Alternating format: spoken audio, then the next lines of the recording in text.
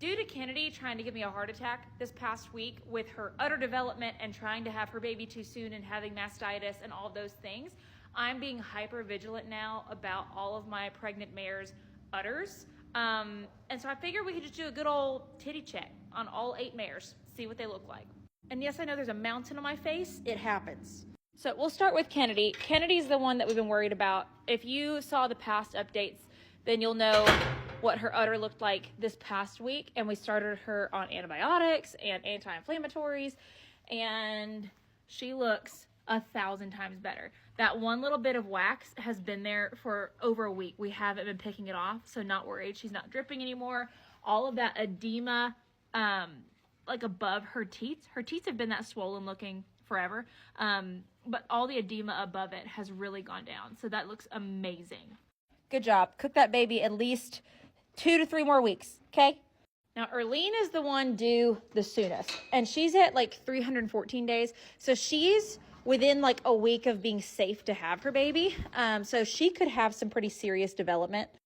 Oh yeah. So I don't see much wax, but I do feel like she's like filling out into her teats more. They're getting a little pointier. Looks good, Erlene. Not too much, not too little. Good job. Hello, Darla. Good to see ya. Now, Ginger, this is her second baby. She could have her baby as early as late January. And I've been told she has started to have like a smidge of development. So let's just keep an eye on it. It's important to note that she has had a baby before. Okay, so her teats are fuller, but like not a whole lot of bag above that. If she has big changes from this, I'm probably going to have a vet's opinion on it. But she's okay right now. The reason I say it's important to note that she's had a baby is sometimes those, like when a mare has a baby, they never go completely back down. Like they never go completely to looking like a maiden mare, kind of like how Erlene looked before, pretty small, even for someone that's having a baby really soon. And Ginger's mom is one of my mares who lactates year round. Like I could go nurse Beyonce right now. I could go milk her right now and she'd have milk. She hasn't had a baby in 2 years. Ethel's right after Ginger, like a day later. Look at how big this belly is. Oh my gosh. Again, Ethel's had 5 babies, but she usually has pretty small teats. Yeah, you can see they're like always super tiny and pointy. So she has not dropped down into those teats yet. You know, that could be mistaken for wax. I really just think that's dried skin. She has that kind of like year round. She is starting to like bag up a smidge, but not a ton. Again, we're going to keep an eye on it. Okay, next is Annie Banani. Annie's an interesting case because she had one baby 2 years ago. And so after that, her udder did go back to where it kind of was. But with her first baby, she worried us because she waxed a whole almost month ahead of time. She also hates her udder being messed with. So I'm just looking, honey. Okay? All right, she's staying pretty small. See, look at what a difference that is. She's like 3 weeks behind Ginger and Ethel. There's like 0 development. Let's see if Phoebe lets me look. Phoebe's one that I don't know. She didn't have much of a bag before. I believe she's had 1 baby before, not with us. So she's one that's a little more difficult because I just don't know her history. All right, I'm just like gonna peek like I did with Annie. Okay. Oh, girlfriend. Not nice. Okay, you can kind of, if I had someone down here with me, she has like no development either, which she's mid-March. So that's good.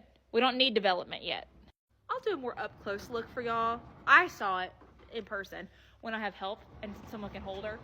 Gracie's one we've been keeping a really close eye on. So this will be her 3rd baby. And she, like the one thing when she had her premature baby 7 this past year, we all of a sudden noticed she bagged up like that. Huge bag all of a sudden 2 months early. And love to see it. Absolutely 0 bag development. Love to see it. Let's keep that going, Gracie. Okay?